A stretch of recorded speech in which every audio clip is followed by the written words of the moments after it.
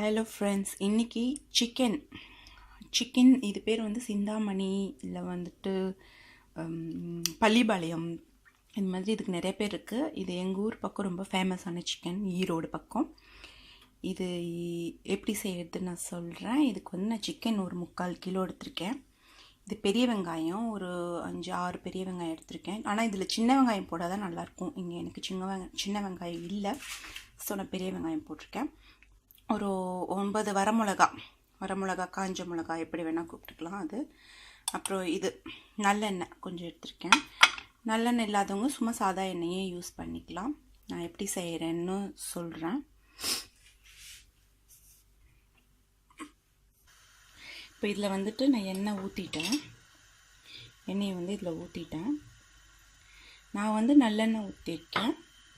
நீங்கள் வந்து என்ன வேணுனாலும் யூஸ் பண்ணிக்கலாம். இப்போ அது காஞ்சிடுச்சு. அதில் வந்துட்டு நான் காஞ்ச மிளகா போடுறேன். வரமிளகாய் போட்டுட்டு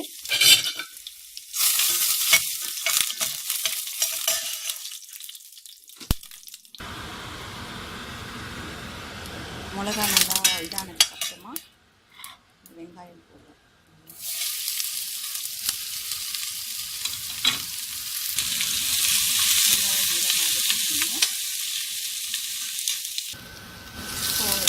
நல்லா வதங்கிடுச்சு.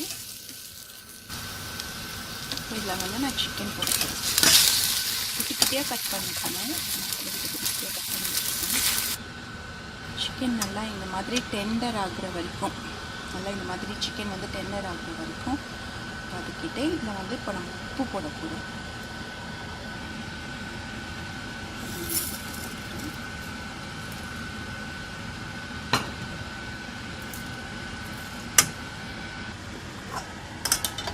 கொஞ்சம் மஞ்சத்தூள் போடுறோம்.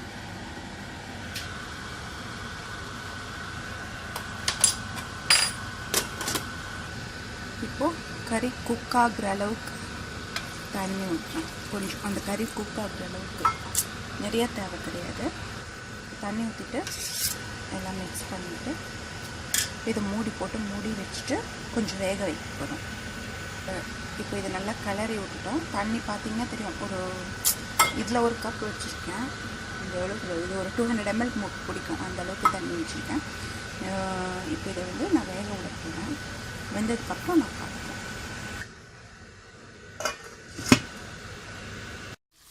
ஸோ நல்லா இந்த மாதிரி ட்ரையாக பண்ணிடணும்.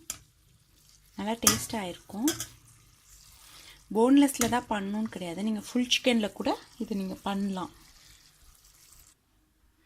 So chicken ready. இது நீங்கள் சப்பாத்தி, இட்லி, தோசை, சாப்பாடு எல்லாத்துக்கும் வச்சு சாப்பிட்லாம். ரொம்ப டேஸ்ட்டாக இருக்கும். இதை செஞ்சுட்டு எப்படி இருக்குதுன்னு சொல்லுங்கள். ரொம்ப சிம்பிள், ஈஸி. ஒரு 20 minutesல செஞ்சிடலாம் எல்லாமே, கட் பண்ணுறது எல்லாமே. ஸோ ட்ரை பண்ணி பார்த்துட்டு சொல்லுங்கள் எப்படி இருக்குன்ட்டு.